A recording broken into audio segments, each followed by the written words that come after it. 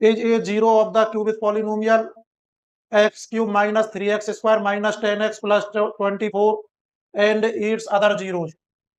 इसको मान लिया हमने क्यूबिक इक्वेशन को पी एक्स के इक्वल, ठीक है। तो ये x cube minus 3x square minus 10x plus 24 यो इक्वेशन दी हुई है क्यूबिक। इसको हमने पहले कंपेयर किया किससे, है स्टैंडर्ड फॉर्म से क्यूबिक की से। तो a equal to 1, b equal to minus 3, c equal to minus 24, d equal to c equal to minus 10, d equal to 24। तो जो हमको ये नंबर दिया हुआ है ये मान लिया हमने गामा इक्वल टू दिया हुआ है 4, ठीक है भाई। ये दे रखा है ना, थर्ड जीरो क्या मान लिया हमने, गामा मान लिया। तो ये हो गया भाई alpha plus beta plus gamma equal to क्या फॉर्मूला है, माइनस बी अपॉन ए।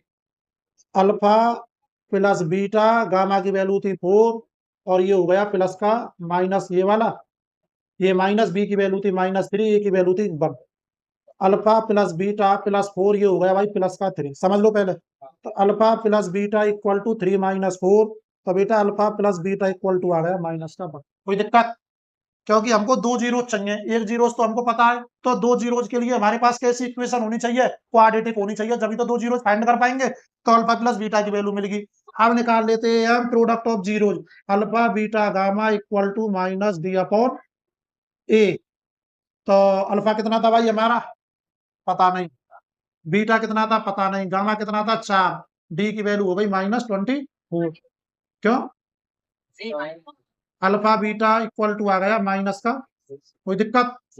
अब हमको दो जीरो चाहिए, एक जीरो दिया हुआ था। तो जब दो जीरो चाहिए तो दो जीरोज के लिए इक्वेशन भी कैसी होनी चाहिए, क्वाड्रेटिक इक्वेशन होनी चाहिए। तो क्वाड्रेटिक इक्वेशन बनाने के लिए फॉर्मूला होता है x square minus alpha plus beta into x plus alpha into beta, यही होता है भाई।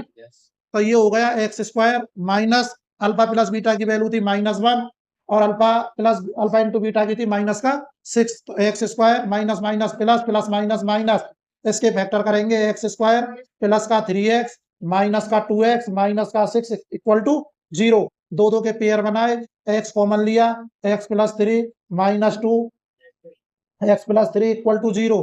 तो x प्लस 3 और x माइनस 2 इक्वल टू 0। तो x प्लस 3 इक्वल टू 0 और x माइनस 2 इक्वल टू 0। तो बेटा x इक्वल टू -3 और x इक्वल टू आ गया 2। आ गई बात समझ में। तो हमने उसको क्या मान लिया था, गामा मान लिया था। और इनको क्या मान लेंगे, अल्फा बीटा मान लेंगे। यानी alpha equal to -3, beta equal to 2 और gamma equal to 4। Alpha equal to क्या आ गया भाई, माइनस का 3, बीटा इक्वल टू क्या आ गया भाई, बीटा इक्वल टू 2 और गामा इक्वल टू 4 उसने पहले से ही दिया हुआ था। कोई दिक्कत हो तो बताओ, दोबारा समझाऊं।